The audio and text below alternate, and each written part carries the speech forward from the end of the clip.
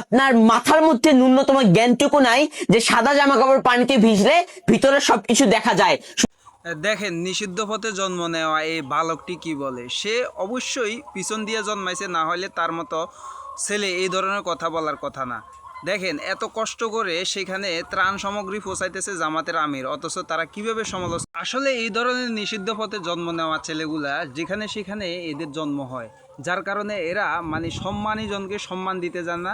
কারণ বিগত সময়ে দেখেন, আপনাদের পুরা সেনাবাহিনীর অনেকগুলা সৈনিক সেখানে নিজের জীবনকে উৎসর্গ করে, সেখানে নিজের প্রাণ জীবনের মায়া ত্যাগ করে তারা সেখানে মানুষকে বিভিন্ন সামগ্রী তারা দিচ্ছে, এবং কি শুকনা খাবার থেকে শুরু করে সকল ধরনের উদ্ধার কাজ তারা চালিয়ে যাচ্ছে। এবং কি বিভিন্ন জেলা থেকে কন্টেন্ট ক্রিয়েটাররা এবং মানবতার ফেরিওয়ালা নামে যারা আছে, ওরা কিন্তু ওইখানে গিয়ে তাদেরকে বিভিন্নভাবে সহযোগিতা করতেছে জলবদ্ধতায় যারা আটকে পড়ে আছে। কিন্তু এই ধরনের নিষিদ্ধ পথে জন্ম নেওয়া কন্ডম ছাড়া ফলাফাইন কিছু জন্ম নেওয়া ফলাফাইন এরা মানুষের সমালোচনা করে। তুই ওই দিকে তাকাবি কেন? তুই ওনার ভালো কাজগুলোর দিকে তাকা, ওনার ননুর দিকে কেন তাকাবি? উনি কি কাজগুলো করতেছে সেগুলো প্রচার কর। তুই খারাপ কাজগুলো কেন প্রচার করবি? খারাপ দিকে কেন তাকাবি? তোর